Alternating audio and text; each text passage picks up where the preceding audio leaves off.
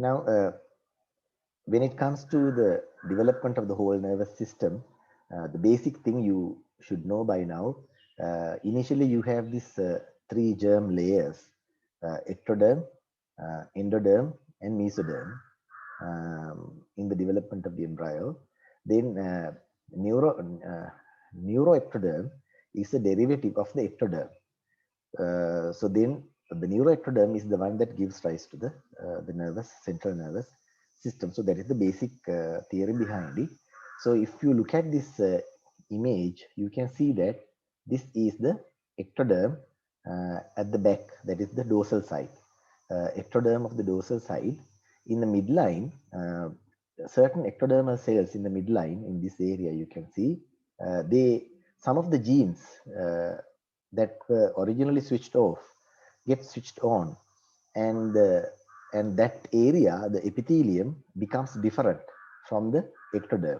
So that is the area that is going to become the neuroectoderm. That's how it becomes different from ectoderm, because then it can give rise to different structures than the structures given rise to by the ectoderm. So in this area where the cells undergo switching on of several certain genes, where it is going to be the neuroectoderm, a groove appears, a depression or groove appears, which is called the neural groove. When the neural groove develops gradually, you can identify two folds on either side, which are called neural folds. So there's a neural groove in the midline at the back, dorsally, and there are neural folds on either side of the neural groove. And these folds approach each other, as you can see here, and they meet in the midline. They meet in the midline here, so that this groove now becomes a tube, which is called the neural tube. And inside, since it is a tube, there's a cavity inside, which is called the neural cavity or the neural canal. And these cells that were at the folds, neural folds, the cells that were at the neural folds, these cells, some of these cells, they fall in between the ectoderm. Now this is again ectoderm. They fall in between the ectoderm, original ectoderm, and the neural tube that was formed. These cells fallen or drop between the ectoderm and the neural tube that was newly formed are called neural crest cells. So by now you should know that there are certain organs in the body, they need neural crest cells for their proper development. And when there is absence of migration of neural crest cells into these organs or structures, there will be developmental anomalies. So here and there you will hear, so the abnormality is due to absence of neural crest cells, so problems with the neural crest cells. So we will stop it at that level, and we will move forward with the neural tube. Now this neural tube is the one that gives rise to the development of the brain and the spinal cord. Now, initially at the anterior end or the cephalic end, head end, three vesicles are formed. There's dilatation of this neural tube to form three vesicles. You can see number 1, 2, and 3. Now, the first vesicle, which is most anterior one, is called the prosencephalon, or you can call it forebrain. Then the second one is called mesencephalon, or you can call it midbrain. And the third one is called rhombencephalon, which you can call hindbrain once it develops. So ultimately you have this forebrain, midbrain, and hindbrain, three vesicles. The first vesicle later divides into two parts, as you can see in this diagram. It divides into two parts. I'll remove the video. It divides into two parts. So I have labeled them 1A and 1B. And second one remains as it is. The mesencephalon or midbrain remains as it is. Sorry, here. Midbrain remains as it is. Then the third one, the rhombencephalon or the hindbrain, again divides into two parts. I have labeled them as 3A and 3B. These are not standard labeling. Okay, 3A, 3B business. That's, I have done it for the easiness. So then the middle one, number 2, remains without much change. First one divides into two, and the third one divides into two. Now the 1A, the most anterior subdivision of the first vesicle, the forebrain vesicle, divides very rapidly. You can see divides very rapidly in the process, covering the 1B part, second part of the forebrain vesicle. So it covers this part, so that you cannot see that part unless you cut this and remove it, remove one half. You cannot see the hidden 1B part. So that is clear, I suppose. So now by now since you know the structure of the brain, you know what it is going to be later. So the second one still remains the same. Third one, which got divided into 3A and 3B. 3A later, I'll show you. 3A will give rise to pons, upper medulla, and cerebellum. 3B gives rise to lower medulla. So if you take them together, these two, they will ultimately give rise to the brainstem and the cerebellum. If you go into details, it is the upper part that will, the anterior part or the upper part, 3A, the one that is gives rise to pons, upper medulla, and cerebellum, all three. So the lower medulla, it's different. It is given rise to by 3B component, which also does not undergo much change like number 2. So ultimately, if you go by the names you give to the structures when you learn the anatomy of the brain, 1A, you can call it telencephalon, which is not very frequently used. You tend to forget that name, so don't go behind that term. So telencephalon, no, 1A gives rise to cerebral hemispheres. So this is a very easy term to remember, cerebral hemispheres. Then the hidden part, 1B, the part that is hidden inside the cerebral hemispheres, is called the diencephalon. So there is no other common term for diencephalon. So you might have to remember that term, diencephalon. You can forget telencephalon. The diencephalon is later, it gives rise to the thalamus, hypothalamus, subthalamus, and epithalamus. We have gone through it thoroughly. The middle part, the second part, midbrain, as I said, remains as it is.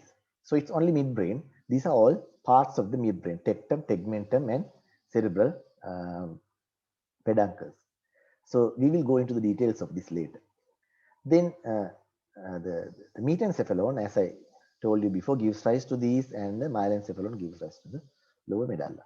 Now, originally, this was a tube, and there was a cavity inside that tube. So even though I didn't draw it here, you can draw the cavity also here. Now, when the vesicles enlarge in certain places, the cavity inside also tend to enlarge. So what will happen is when the forebrain vesicle has the first part, which produces the cerebral hemispheres, when that grows rapidly, as I said before, in that direction and in this direction, the cavity inside also grows with the rest of the cerebral hemisphere. So you get this large cavity, the two cavities on either side, the two lateral ventricles, left and right lateral ventricles. And the connection between the two, since it was one cavity that was there in the neural tube, there was a single cavity inside the neural tube. Because of that, even though they develop rapidly, their connection remains through this gap here, which is called, the later we call it foramen of Monro. You must have seen its specimens. Then the rest of the canal also develops into certain parts. Now, the canal inside the diencephalon also develops to some extent and gives rise to the third ventricle in the diencephalon. Then, since there is not much change in the midbrain part, the second vesicle part, it remains as a canal, which is called cerebral aqueduct. Passes through the midbrain, you know that.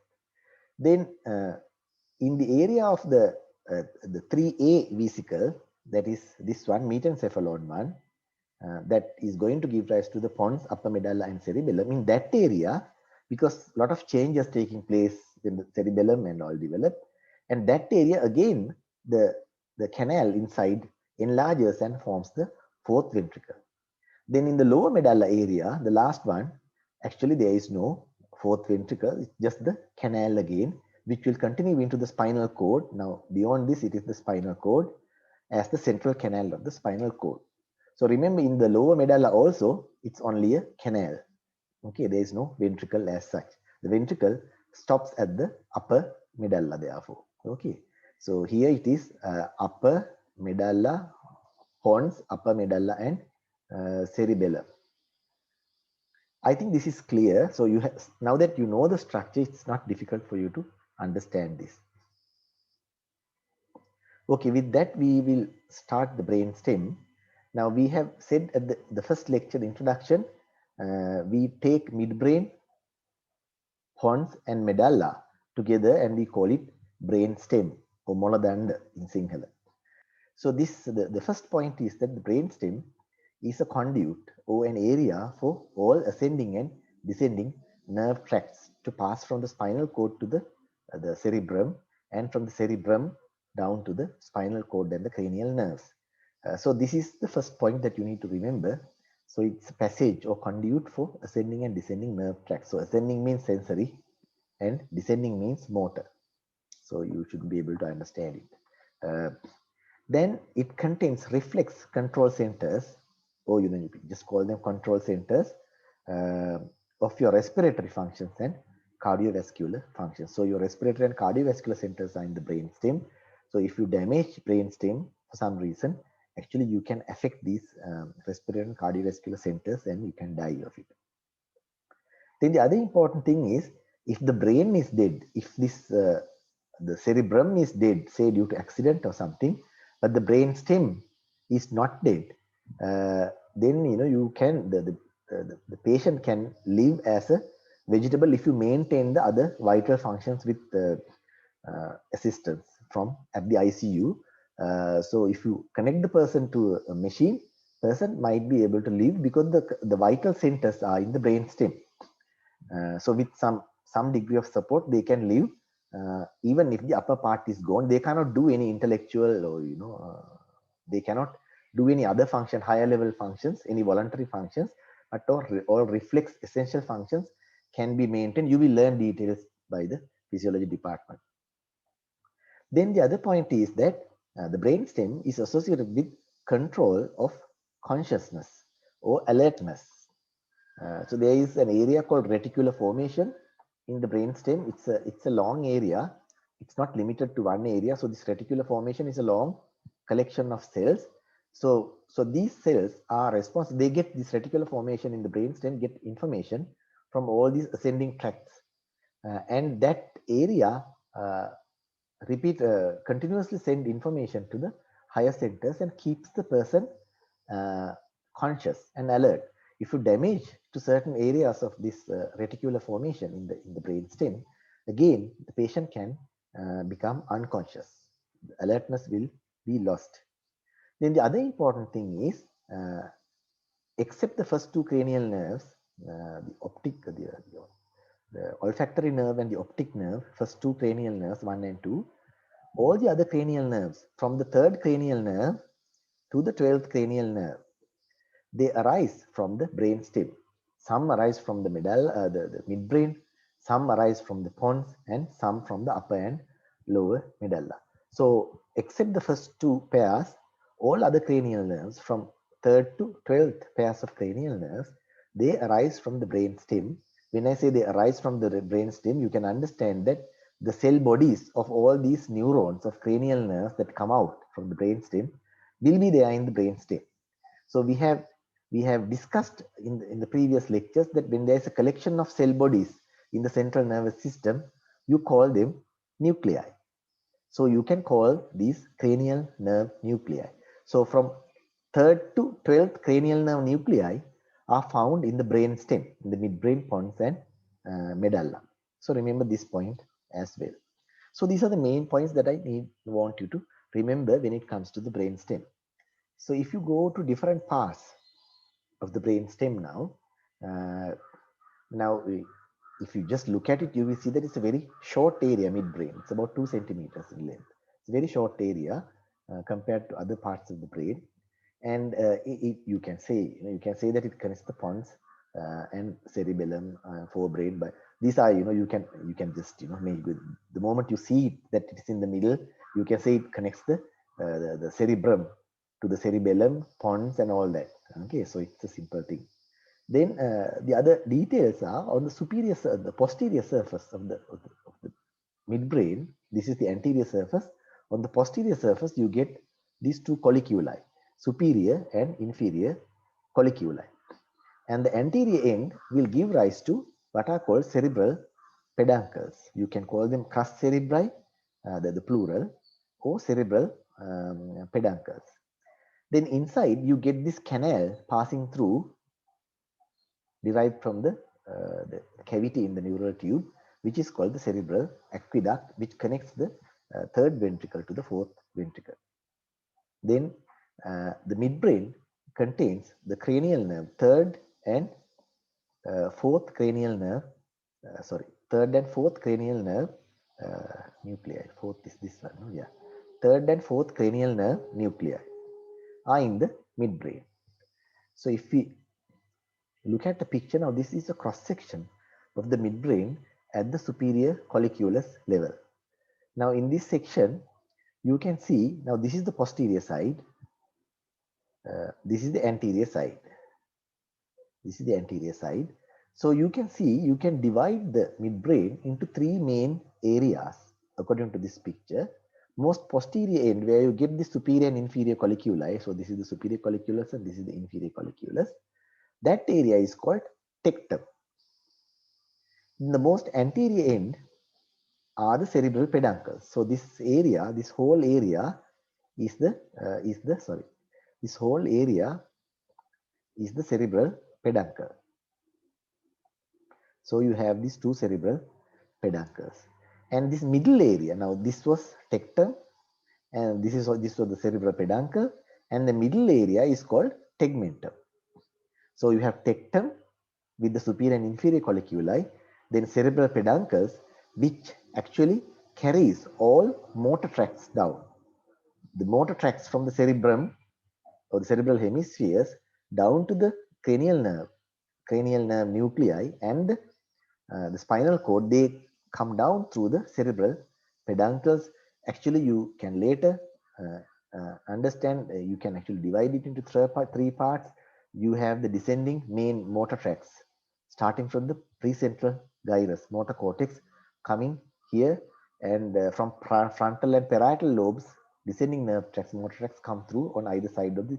You will learn these details when you do the nerve tracts. The middle part here, the tegmentum part, will contain all ascending nerve tracts. Again, you will learn these ascending nerve tracts. They are compressed and confined to these areas, some of these areas in the tegmentum. Then other than that, I'll move to the next slide. Other than that, as you can see in the labels, there is what is called the red nucleus. This is a collection of cell bodies again. That's why it's called a nucleus. So this is called red nucleus, which can only be seen at the level of the superior colliculus. I said this cross section is at the superior colliculus level. Therefore, you see the red nucleus here. Then this one is called substantia nigra. So you can very clearly see this gray colored, dark colored area. So this people used to call this a basal ganglion. Still, some people consider it a basal ganglion, but in my list of basal ganglia, I think I did not include it.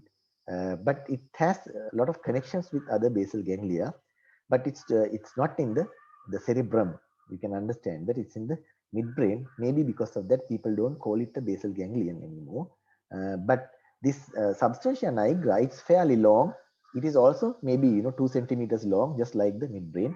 Therefore, in the total, the full extent of the midbrain, you can see the substantia nigra. Whether you cut at the superior colliculus level or inferior colliculus level, you see the substantia nigra. But the red nucleus can only be seen if you cut at the inferior colliculus level. Then you can also see the cerebral aqueduct here, and this is what is necessary for you to learn. And here, between the two cerebral peduncles, you call this area interpeduncular fossa. There's a gap between the two cerebral peduncles. So this is all about the midbrain in its transverse section. So similarly you can cut through at this area you can cut through the inferior colliculus level. Now even though you don't see the collections of cell bodies here, at the superior colliculus level you should be able to find the nucleus of the third cranial nerve or the oculomotor nerve at the superior colliculus level. Then at the inferior colliculus level behind that, you will be able, if you cut at the inferior colliculus level, you will be able to find the nucleus of this is the third nucleus, this is the fourth cranial nerve nucleus or the trochlear nerve nucleus. So that you can forget for the moment and you can revisit it later. Who is Sir? What is the function of substantia nigra? Now just leave it for the moment. It has connections with the lentiform nucleus. Now you remember the lentiform nucleus. You remember this corpus striatum, combination of lentiform nucleus and the caudate nucleus. So substantia nigra has a lot of neurochemical connections with this lentiform nucleus and the caudate nucleus. So you will learn these connections. It's a lot of functional aspects. When you do the pharmacology again in the third year, again you will learn about connections between the substantia nigra and the caudate and the lentiform nucleus. I think it has got something to do with Parkinsonism as well and other movement disorders. Okay, pons. So the second part of the brainstem pons, it is anterior to the cerebellum. Okay, so bridges the two cerebral hemispheres. Again, it's something that you can say by just looking at it. Okay, I will not read this. I will just show you and describe it. Now this is the pons area. Now this was the midbrain. You can see this is the superior colliculus and this is the inferior colliculus. Cerebral aqueduct it here. So this is the tectum is here, tegmentum is this area, and these are the cerebral peduncles on the anterior side. Sir, can you repeat what is called for part of between two peduncles? So it's interpeduncular fossa. It's you just look at a diagram. So it's interpeduncular fossa is this area. Okay. So this is the midbrain area, the two cerebral peduncles. This is the interpeduncular fossa. Interpeduncular. Just look at a diagram. Write it. Interpeduncular fossa.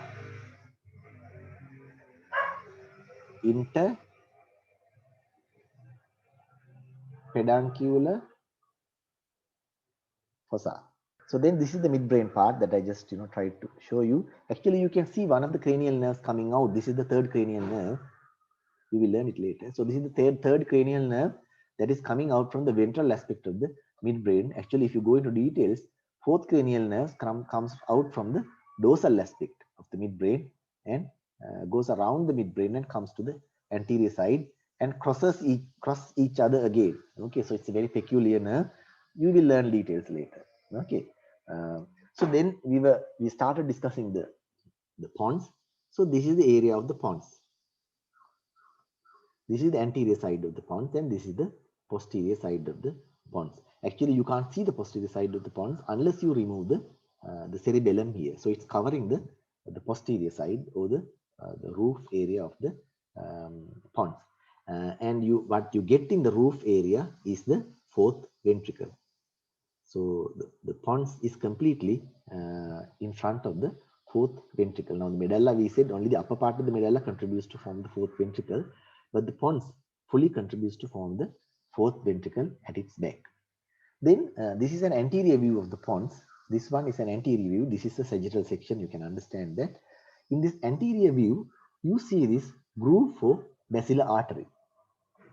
You should be able to read this. So you get an artery on this, which is a main artery that supplies the brain with blood.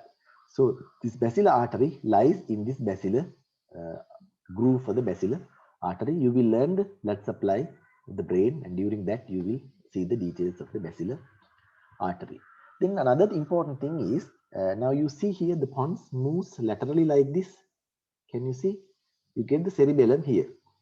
So actually this part of the the pons is actually, it is the part that connects the pons to the cerebellum behind, and this large area is actually the middle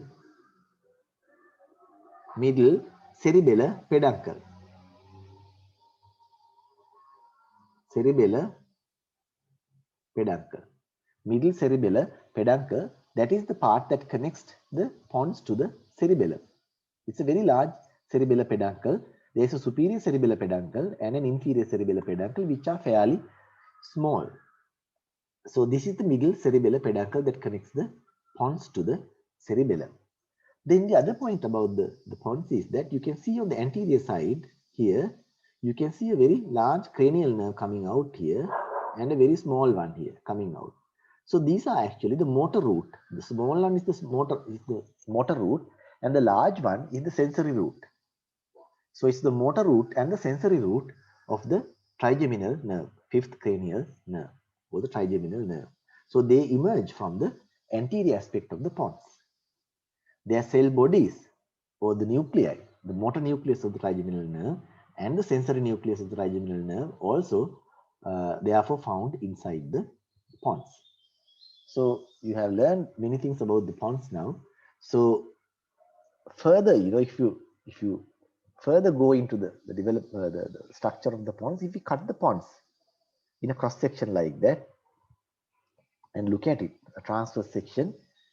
So this is very close to that transverse section. It has some 3D appearance, but it's a transverse section.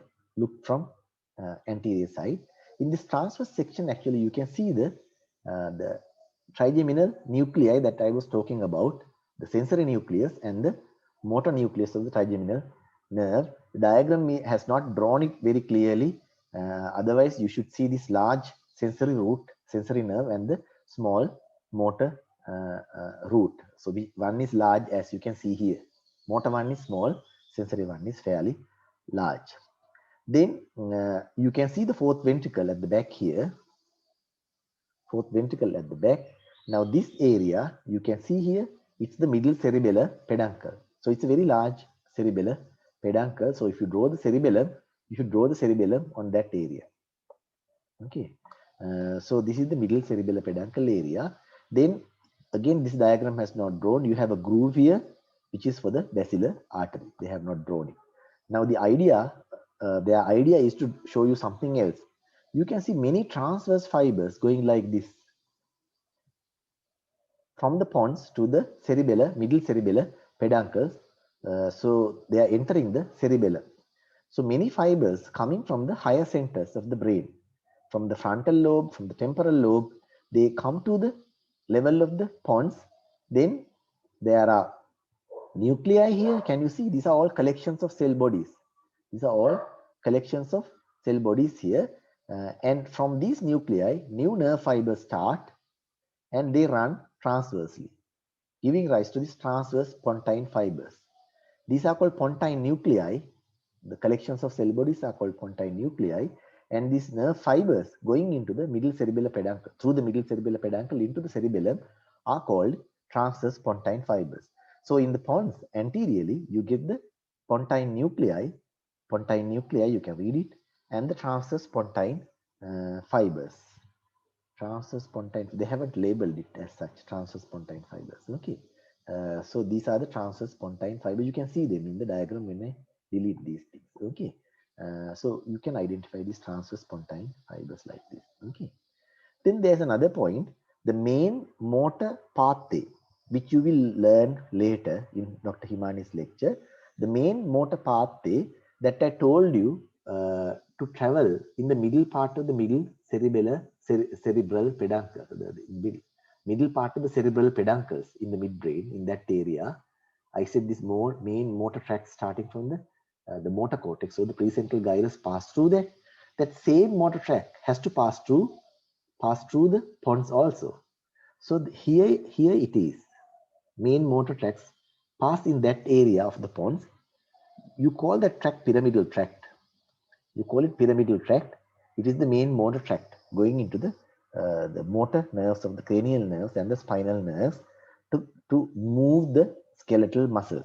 Starting from the, if this is the If this is the central sulcus, maybe somewhere here, this is the central sulcus, then this tract starts from this area, primary motor cortex area, and come all the way down, go through the the middle part of the cerebral peduncle, go through the pons, and later when you do the midbrain, you will see that they go through this, which are called pyramids. Pyramids of the, you can call it pyramid of the medulla. That is in the medulla, okay, not in the pons. So this is how these nerve tracts come down, the motor tracts. I am not talking about the sensory tracts yet because this is not the time to talk about the sensory tracts. So then this pass through the pyramids. So that's why you call them pyramidal tracts. You can call it pyramidal tracts for two reasons. One thing is some of these fibers, many of these fibers in this pyramidal tract, they start from pyramidal cells in the motor cortex. You remember the pyramidal cells is one of the few types of cells found in the motor cortex. They start from the pyramidal cells and come down. For that reason, you can call them pyramidal tracts. And they pass through the pyramids of the medulla. For that reason, also you can call them pyramidal tracts, whatever it is. Okay, no one will ask you why you call them pyramidal tracts. So this is about the pons. And here, you can see, I told you about this reticular formation that keeps you awake. If you damage this area, you will get unconscious. So this is, you can see part of the reticular formation here. I don't know whether they have drawn it in the midbrain area. No, that diagram is not a diagram, that's a section. So in diagrams, in this brainstem, you can actually in different areas in the medulla, pons, and even in the lower part of the midbrain, you can draw reticular formation. Okay, these are collections of cells which get a lot of sensory inputs. Okay, so you might, certain things when I tell you will appear to you very vague. Okay, so can't help it because you haven't had physiology lectures yet, I suppose. So once they start and they start talking about this reticular formation, cardiac centers and all, you will be able to relate this structural details with the function. Why we don't go into details of the function is that sometimes when we tell you the functions, when the physiology also comes and tells you the function, there are clashes between what we teach you and what they teach you. Okay, so we intentionally we avoid talking too much about functions. For that reason, we just stop talking about the structure so that you can easily relate the structural aspects they teach and with the function they teach. Then the third one, the medulla, the full name of medulla is medulla oblongata, but we never use this second one. We just call it medulla. Okay, for our easiness. So you can, in your answers, if you just write medulla, you get full marks. You don't have to write medulla oblongata. Okay, so you just write medulla. So again, you have the same description. You can just look at the specimen and write down this description. Okay, so it connects the spinal cord at the level of the foramen magnum. So that is where the brainstem becomes the spinal cord, roughly foramen magnum, where the first spinal nerve roots start. Okay, so it's not a big deal. Then the anterior surface contains pyramids and olives. I'll show you. Then the posterior surface contains cuneate and gracile tubercles below and the lower part of the forelobe. Okay, so this description I'll show you. Laterally are inferior cerebellar peduncles. Okay, so this is how it is. So just look at the diagram. Now this is midbrain. We are done with the midbrain. This is the pons. Again, we are done with the pons. We didn't do the cerebellum yet. We'll do it towards the end of this lecture. So this is the medulla. So we are discussing this part now, medulla. Now medulla, you can see here, as I said before, this is the midline. Very close to the midline on either side, you get these pyramids. So these will carry the descending tracts, descending motor tracts, main motor tracts, which are called the pyramidal tracts. So you call them either, you call them pyramids, therefore you call the tracts pyramidal tracts, so you have the pyramidal tracts in them so that you call it pyramids. Then on either side of the pyramids, which is not very clear here, you get this olive. This is a very flat 2D appearance. So in the 3D appearance, if you cut this in like this and look at it here, This is how you see it. You have the pyramids here, olives on either side, deep to it. Okay, partly deep to it. Then further, laterally and behind, you get the inferior cerebellar peduncles, like this. Inferior cerebellar peduncles. Actually, you can see the inferior cerebellar peduncles here on either side. So the inferior cerebellar peduncles, we said the middle cerebellar peduncles connect the pons to the cerebellum. Inferior cerebellar peduncles connect the medulla to the cerebellum. Okay. Then you would wonder where the superior cerebellar peduncles are, which I didn't talk about when I talk about the midbrain. Now here in this posterior view or the dorsal view of the midbrain, again you can identify this is the midbrain area, brainstem of the midbrain, superior and inferior colliculi, and this is the trochlear nerve, the fourth cranial nerve coming out from the dorsal aspect. I told you it comes out from the dorsal aspect and winds around and crosses again like this. It's very peculiar nerve. Okay, so forget about it for the moment. So that is the midbrain, and this is the middle cerebellar peduncle that is connecting the cerebellum to the pons.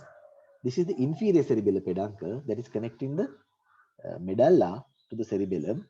Now remember, this is the posterior side, this is the anterior side. Okay, don't get confused between the two sides. Okay, so here you see another very small peduncle here connecting the, this is actually connecting the midbrain to the cerebellum. This is the superior cerebellar peduncle. Here you can read it, superior cerebellar peduncle. So in the end, superior cerebellar peduncle connects the midbrain to the cerebellum, that is this one. Middle cerebellar peduncle connects the pons to the cerebellum. Inferior cerebellar peduncle connects the medulla to the cerebellum. Okay, so that is it. Okay, then coming back to the medulla again. Now we have already said that the third and fourth cranial nerves emerge from the midbrain area. Fifth cranial nerve, its motor and sensory parts, emerge from the pons. Then all other cranial nerves, they either emerge between the pons and the cerebellum. Namely, you get the abducent nerve, sixth cranial nerve. Then you get the facial nerve, the seventh cranial nerve. So this one, and the vestibulocochlear nerve, the eighth cranial nerve. And there's a very small nerve which is called the nervus intermedius. So this one, this very small one here, is called nervus intermedius, part of the facial nerve. Okay, that also arises from the junction between the pons and the medulla. Junction between the pons and the medulla. The abducent, you can see here. This is a lot of details. Okay, but better to know these details. Abducent arises between the pons here and the pyramid of the medulla. You can see here very clearly. And then the other three, the facial nerve, vestibulocochlear nerve, and the nervus intermedius part of the facial nerve, they arise from that area laterally, which is called cerebello-pontine angle. Sir, what is the function of peduncles? Now I told you, no, function of peduncles. Now you are referring to these peduncles. Cerebellar peduncles or cerebral peduncles? Which one are you referring to? Cerebral peduncles, they bring motor tracts, descending motor tracts from the brain. So is it cerebellar peduncles you are referring to or cerebral peduncles? Cerebral, sir. Okay, cerebral peduncles. Now here, the cerebral peduncles are like this. No? Sorry. Cerebral peduncles are like this if I only draw that. So interpeduncular fossa. So this is like the cerebral peduncle of the midbrain. So middle part is the area for the pyramidal tracts. The motor tracts starting from the, I told you, precentral gyrus, motor cortex, and coming down, going through the pons and the pyramids. I told you. So here it's in the middle. So this is the cerebral peduncle you are asking about. So it's in the middle here. So that is this one. Actually, in one of the question papers, we have asked this structured question papers. Then on either side, actually, you don't have to know much about it. You get this tracts starting from the frontal lobe and the temporal lobes of the cerebral hemispheres. You call them frontopontocerebellar or frontopontine fibers and temporopontine fibers.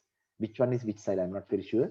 but middle part is important for you to remember the pyramidal tract. Okay, so it's all the whole cerebral peduncle is all descending tracts coming down from the cerebral hemisphere into the pons, into the some going into the cerebellum, some coming down into the spinal cord and the cranial nerve and the spinal cord levels to go all the way to the skeletal muscles.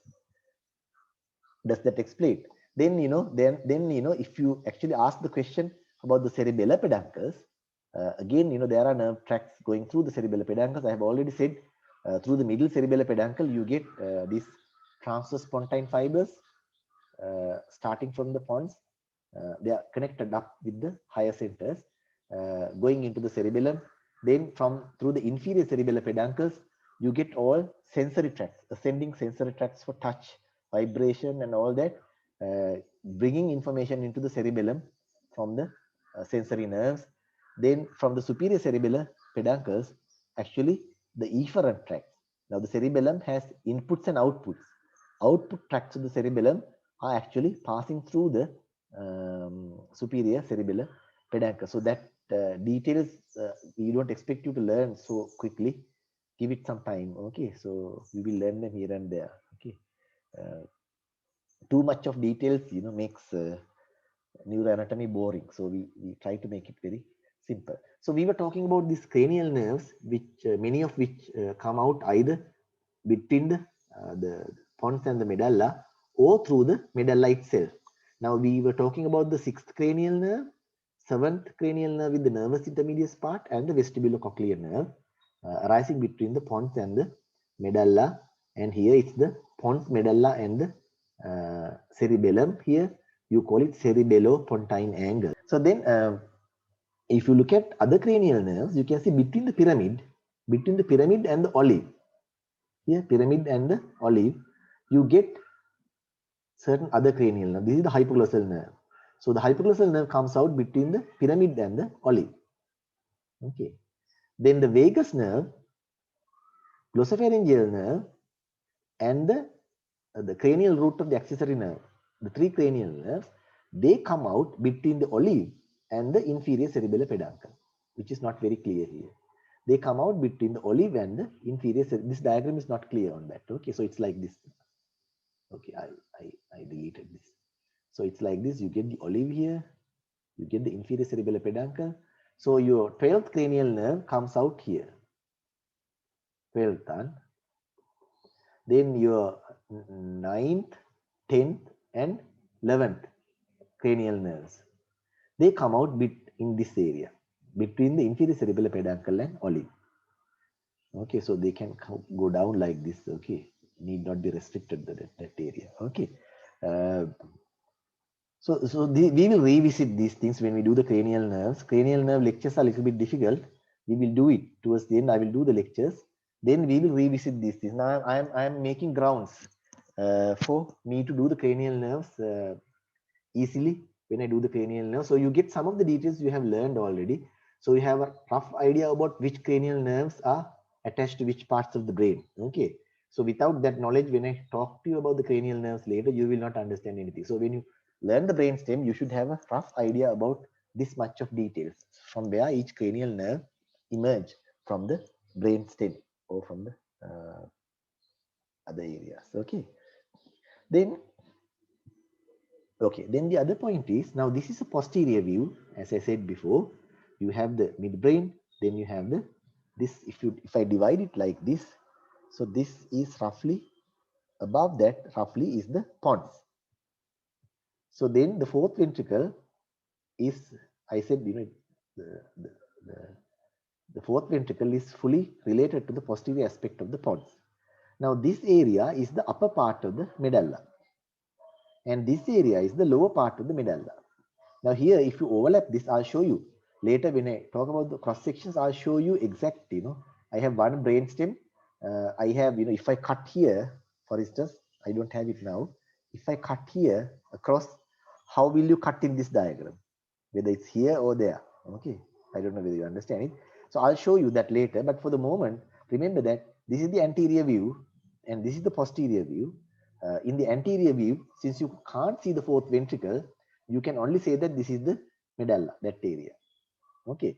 Now in this one, since you see the fourth ventricle, you see a difference in the medulla itself. There is a medulla contributing to the fourth ventricle, and there is a part of the medulla not contributing to form the fourth ventricle. Now, if you go back to the development, you remember the part that is not contributing to form the fourth ventricle is the lower medulla, and the part that contributes to form the fourth ventricle is the upper medulla. Now, since this upper medulla, the roof, the back of the upper medulla is broken and opened up to form the fourth ventricle, upper medulla can also be called open medulla because it's open here. And the lower medulla, since it is not open to the fourth ventricle, you can call it closed medulla. So it's open and closed medulla. Okay, so upper medulla and lower medulla can be replaced by open medulla and closed medulla. Okay, I think it's clear enough. Then there's another point about the medulla. Okay, so you should find a textbook and read. You listen to this lecture carefully. Now that you have the advantage of listening to the recording again, otherwise this will be like Greek to you. Okay, so then on the anterior aspect, we said about the pyramids, olive, and the inferior cerebellar peduncles, which is not clear in this diagram. Okay, don't go by this diagram too much. Okay, then on the posterior aspect in this diagram, you can see something else here. Now you don't see the pyramid, olive, because they are on the anterior side. You can see a raised area here and here, and again an area here and here, almost between the open medulla and the closed medulla. Okay, at the upper end of the closed medulla. Now this is called gracile nucleus. You call it not nucleus, gracile tubercle, because you don't see the nucleus outside. What you see outside is a raised area. You call it a tubercle. You know what is tubercle? Tubercle. Okay. So this is gracile tubercle, and this is cuneate tubercle. Now underneath these tubercles, if this is gracile tubercle and if this is cuneate tubercle, underneath that you get a collection of nerve cell bodies, both. Collection of nerve cell bodies. These are collections of nerve cell bodies of some of the ascending sensory nerve tracts. Sensory nerve tracts. You will learn later during Dr. Himani Amaratunga's lecture which nerve tracts are involved with this cuneate and gracile and cuneate tubercles or nuclei. Okay, so I will not go into the details of that. It would be too much for you. Okay, so just remember these two terms. They are not unimportant. Okay, don't think that it's not necessary to manage patients. Okay, so to understand the nerve tracts, you need some sort of basic knowledge. So for this reason, now you learned a lot of things about the medulla by now. You know what passes through the medulla. Then I didn't mention. Now if you take a cross section here, so you will have your medulla like this. You get the pyramids, you get the olives on either side, then you get the inferior cerebellar peduncles, and on this side you get either the canal or the open fourth ventricle. So these are motor tracts here, pyramids. You get your sensory tracts, ascending tracts in that area. Okay, so you will learn this when I do the when Himani does the nerve tracts and when I do the cross sections of the brainstem. We'll come back to it later. I didn't go into that detail. Okay. Then you can see something else also here. Now we have done with the medulla also partly.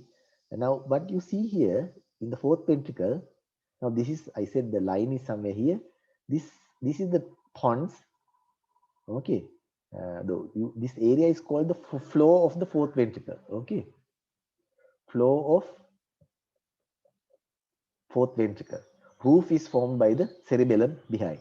Flow of the fourth ventricle. So in the area of the pons, in the flow of the fourth ventricle, you can see a raised area here, which is called facial colliculus. So this should come under the pons, okay, not under medulla. So this raised area is there because you get in the pons, you get the facial, even though the facial nerve and the abducen nerve arise between the pons and the medulla here, their nuclei are in the pons itself. So in the pons, you get, if this is the pons, you get the you get one nucleus like this, the facial nucleus, and the abducent nucleus is like this, and the fibers pass from the abducent nucleus like this around the facial nerve, raising this area. This is the fourth ventricle area. This area, fourth ventricle area. So this raised area, which you can see here, are due to this arrangement of fibers around the facial nucleus and the arrangement of abducent fibers around it. You call it facial colliculus. You call it facial colliculus, like superior colliculus and inferior colliculus. So it's a rounded raised area in the floor of the fourth ventricle in the level of the pons. Inside the pons, it's a facial colliculus. Okay. Then there's another point. We know that if you take the cerebral hemispheres,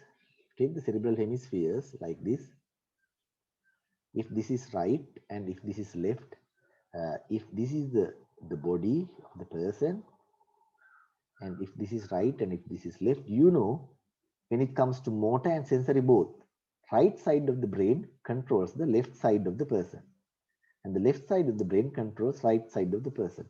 So when I say left side controls right side, this is called contralateral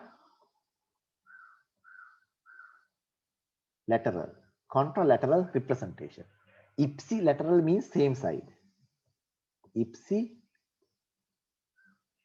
means same side. Contralateral means opposite side. So the brain has a contralateral representation of the body. Brain has a contralateral representation of the body. Now, therefore, this motor and sensory tracts has to cross to the opposite side. Both motor and sensory has to cross to the opposite side. Now, this crossing takes place in the medulla. If you take the closed medulla, this is closed medulla. In the upper part of the closed medulla, the sensory tracts cross. Not all sensory tracts. Okay, some of the sensory tracts cross at the upper part of the medulla. Some sensory tracts cross at below the medulla at the spinal cord level. That's a different issue. You will learn it later. Okay. Some sensory tracts cross at the upper part of the closed medulla. Some the motor tracts, not all, about 80% of the motor tracts also cross at the closed medulla, but at the lower part of the closed medulla. So this is upper part of the closed medulla. This is lower part of the closed medulla. So sensory and motor crossings are in the medulla. Sensory one in the upper part of the closed medulla, motor one in the lower part of the closed medulla. Actually, on the anterior aspect, you can see some of these tracts crossing outside. If you use a magnifying lens, you don't see the nerve fibers. You see collections of nerve fibers to a magnifying lens, not in all specimens. Now, this is a cross section. You can see this is medulla. Now, this is the open medulla above, and this is the closed medulla here. You can see this B section is at the upper part of the closed medulla. A is at the lower part of the closed medulla. So this is A. So you see the motor decussation, motor crossing. Decussation is crossing. Term decussation, you can read it, means crossing. So motor decussation is at here. This is sensory decussation here. Sensory decussation is here at the upper level. You can see the fibers responsible for this sensory decussation, the sensory crossing, actually arises from this cuneate and gracile nuclei. Cuneate and gracile nuclei here, which I was referring to just a moment ago. Cuneate and gracile nuclei. So don't get confused. Okay, you have time to learn it. Just remember some of the points that you can remember here.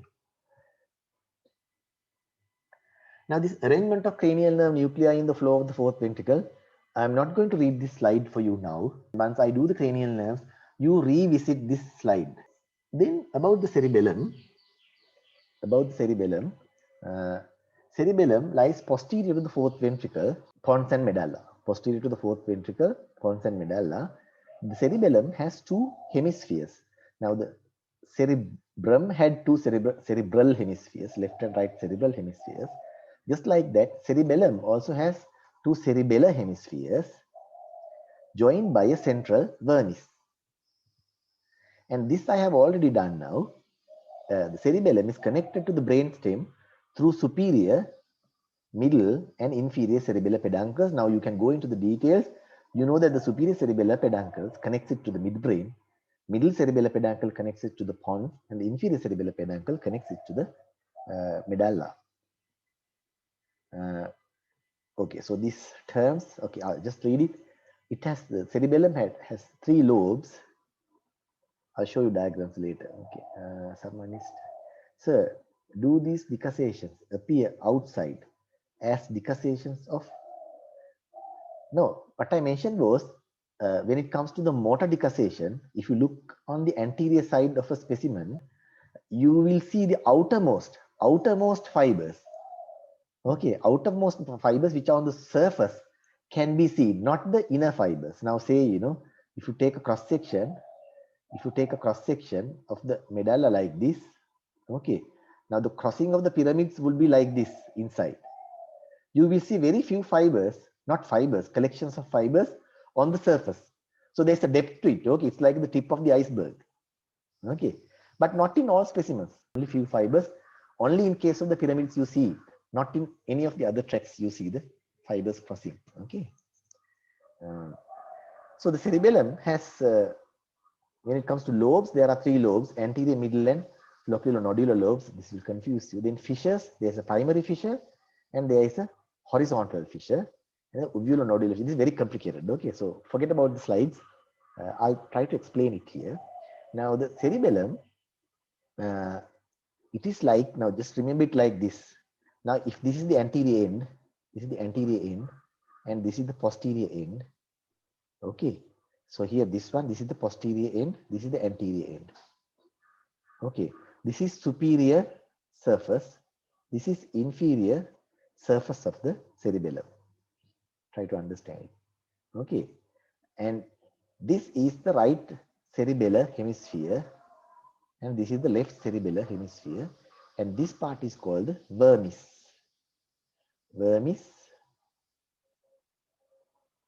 Which connects the 2 cerebellar hemispheres. Now, one functional thing, we'll come back to it later. Okay, we'll do the structural things. Now, you have a vermis in the center connecting the 2 cerebellar hemispheres. So, is that clear? Okay. So, then, other point is, if you take this anterior end, now concentrate on the anterior end. If I start here from the anterior end, draw a line along this and go to the inferior surface, going like this and going to the inferior surface like this in this direction. Okay, so if I take, it's like a piece of paper. Now you have a piece of paper, say A4 paper like this. Okay, this is the anterior end, this is the posterior end. Okay, you turn this, you fold this paper like this, so it would be like this. Now this is the anterior end, this is the posterior end of the paper. I'm referring to this paper. Okay, so this is also like this. So you have this on the, this is the superior surface, this is the inferior surface. Okay, so you have this cerebellum like this. Okay, now having that in mind, we'll discuss the lobes. Having that in mind, we'll discuss the lobes. Now this is how you define the lobes of the cerebellum. Now this is the anterior lobe because it's on the anterior side. Okay, and you can see a primary fissure here. This fissure is called the primary fissure. Now the primary fissure actually divides the cerebellum into its anterior and middle lobes. There is no posterior lobe separately. Middle lobe is also the posterior lobe. So it's either anterior lobe and posterior lobe or anterior lobe and middle lobe. There is no third lobe when it comes to anterior posterior lobe. There's a third lobe in a different sense. So this is the anterior lobe separated from the middle lobe by the primary fissure. Then this whole area, now middle lobe starts here, you can call it posterior lobe, okay, starts here and it continues like this. That's why I said this paper, a folded paper. So it continues onto the inferior surface as well. It's the same middle or the posterior lobe starting from here. Okay. Okay. Then you get this horizontal fissure. Can you see a horizontal fissure? This horizontal fissure actually separates the superior surface from the inferior surface. That's all the business of, structural business of horizontal fissure. Do not think that the horizontal fissure separates the anterior lobe from the posterior lobe, because here also it's the posterior lobe or the middle lobe. Anterior lobe is separated from the posterior middle lobe by the primary fissure. Horizontal fissure just separating the superior surface from the inferior surface.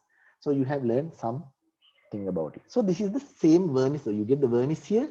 This is the vermis on the inferior aspect, how you see it. On the inferior aspect. That is one thing. Then you get a separate lobe in this area. Now this was the folded brain. In this area, you get another lobe. This is the third lobe. Okay, this is called flocculo-nodular lobe. If you go to the text, so this is the flocculo-nodular lobe. And this uvulo-nodular fissure, what they are referring to, you don't have to remember all this, is the fissure between this posterior lobe and the flocculo-nodular lobe. That area there is a fissure that is called uvulo-nodular fissure. So this flocculo-nodular lobe, you have a nodule and floccule, there are different terms. You don't have to remember all this stuff. Okay, just remember there is an anterior lobe, there is a middle or posterior lobe going right down into the inferior surface, middle or posterior. Then you have this flocculo-nodular lobe in that area. Okay, so the vermis is the part that connects the two sides of the cerebellum. Okay, so this is all a structural classification of the parts of the brain. Functional classification is totally different. They don't go into any of these details. Okay, not that you don't have to remember, not that you have to remember all these details. I'm just telling you because certain parts are necessary in certain areas. Now you can identify a tonsil here. Here, this is called tonsil, cerebellar tonsil. Now this is a clinically important area later on.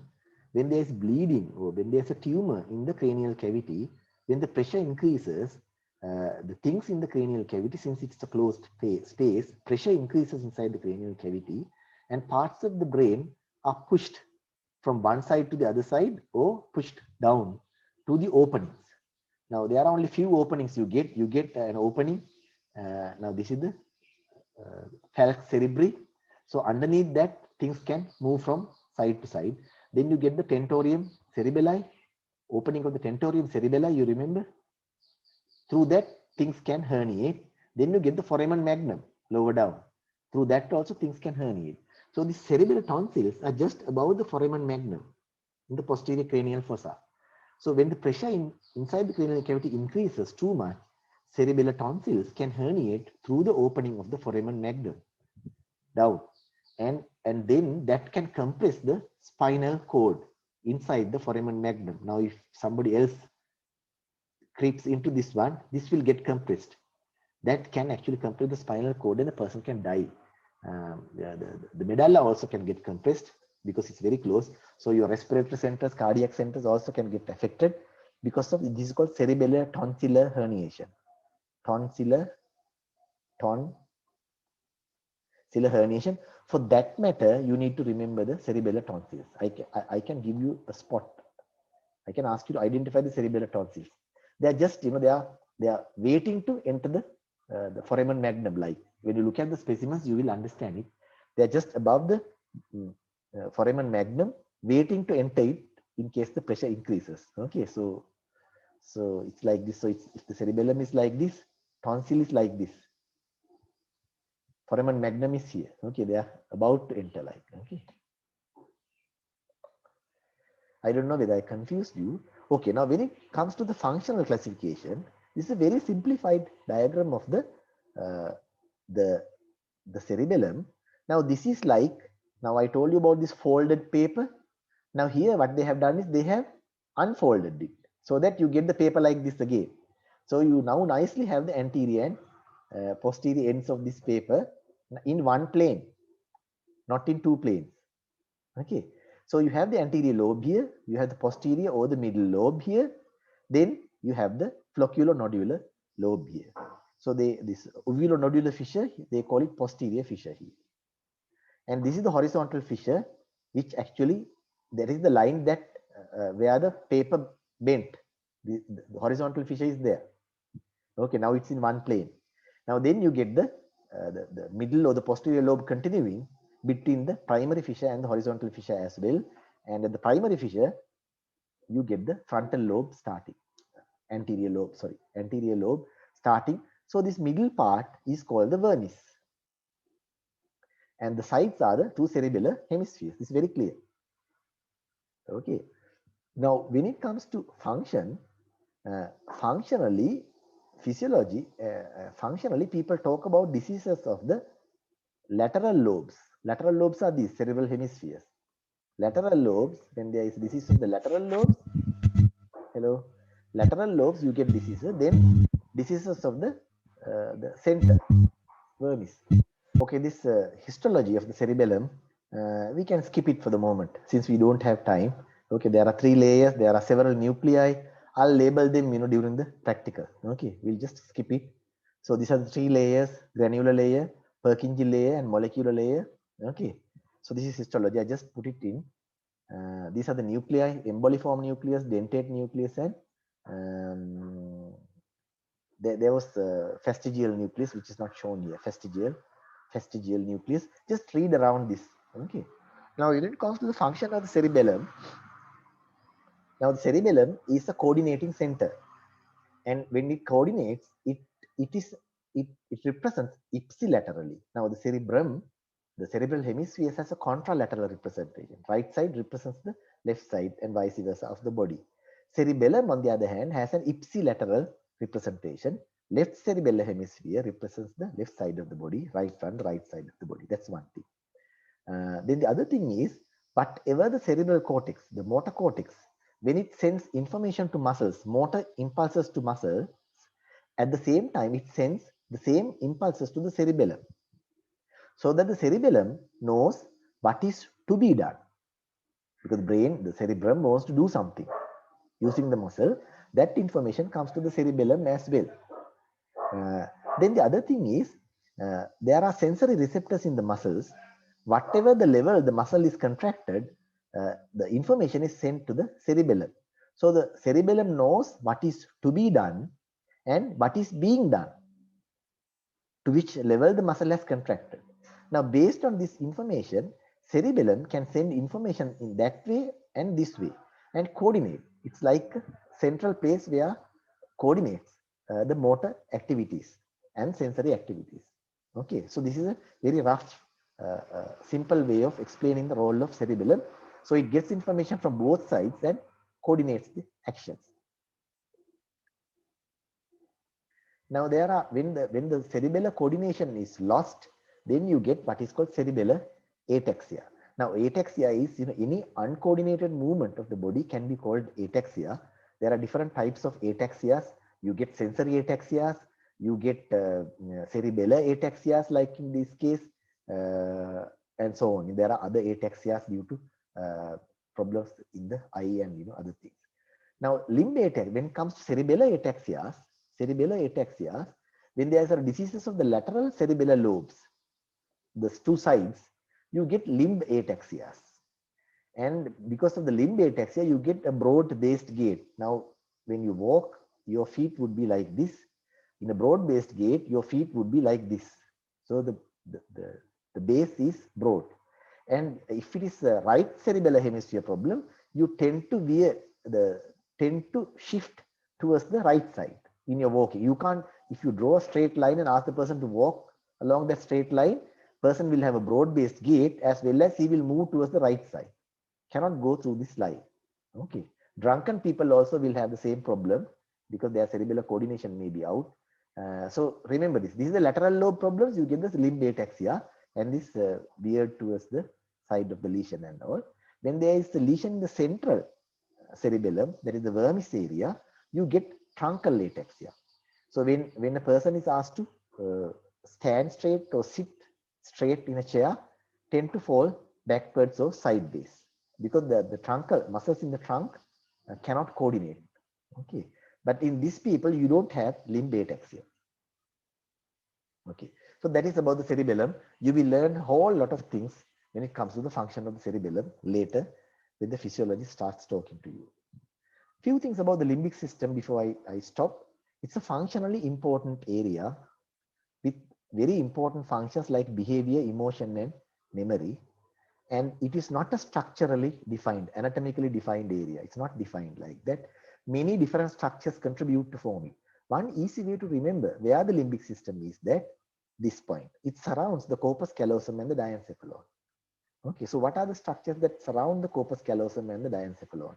So this is a long list of structures. Okay, so just you go through it carefully. Okay, then only you will understand it. So these are the structures I'll show you.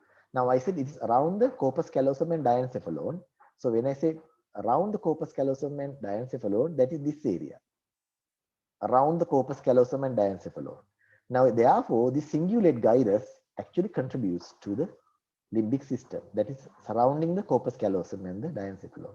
Then you have this, there are, septal area, you get this, you get the uncus here, underneath that you get the amygdaloid, you get the mammillary bodies here, you get the parahippocampal gyrus here, underneath that you get the hippocampus, dentate gyrus.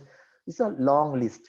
Okay, then you get the hypothalamus here, then you have the olfactory bulbs and tracts, anterior nucleus of the thalamus is a long list. Okay, anyway, they all lie around the corpus callosum and the diencephalon. So that forms the limbic system. There are a lot of connections. There are books written on limbic system, but the understanding about the limbic system is the functional understanding rather than the structural understanding. Someone wants to ask a question.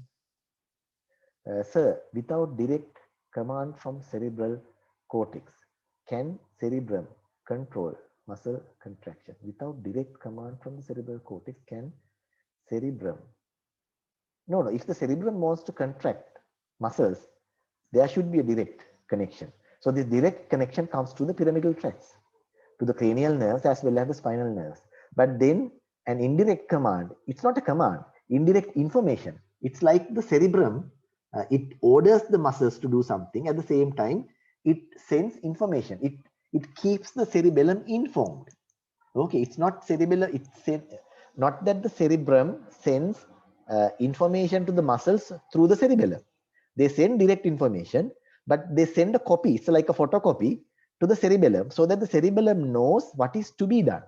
Cerebellum knows what the cerebrum asks the muscles to do. Then on the other hand, cerebellum receives sensory inputs from muscles. Then the cerebellum understands to what extent the muscles has contracted. Now, if the command was to contract, say 90 degrees, but actually muscles contracted only 70 degrees, cerebellum will send information back to the cerebrum saying that, okay, you asked him to contract 90 degrees, but only 70 degrees had been contracted.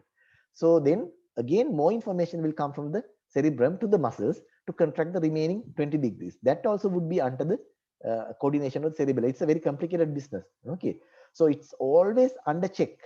Cerebellum always keeps movements under check and informs the cerebrum what is to be done, something like that. Okay, maybe my answer is closer to what you wanted. Okay, now this, in this diagram they have tried to draw all different components, structural components that contribute to form the limbic system. Parts and connecting parts is the limbic system. Here you can see hippocampus, dentate gyrus, mammillary bodies and mammillary tracts, parahippocampal gyrus, then amygdaloid. Amygdaloid is a basal ganglion, you remember. Amygdaloid complex is, many things connected. Olfactory bulbs and tracts. Then you can say septal nuclei, subcallosal area, all these. Okay. Cingulate gyrus. Okay. Whatever that is around the corpus callosum and the diencephalon, they contribute. Phonics. You can see phonics. You learned about the phonics. It's an important connecting pathway of the limbic system. You can see the phonics here below the septum pellucidum. You must have seen it in the spectacles. You can revisit the first practical and look at the phonics there. So then beyond this, you don't have to know anything else about the limbic system. Okay. So whatever the physiology teaches you, you can remember, but this is the structural aspect of it. So this is a detailed diagram of a cross section of the limbic system at that area to show you the hippocampus and the parahippocampal gyrus. If you remember the first practical again, collateral sulcus, this is the parahippocampal gyrus. If you cut it underneath, you have the hippocampal formation, dentate gyrus and all that underneath that. Okay, don't go into details of any of these things. No?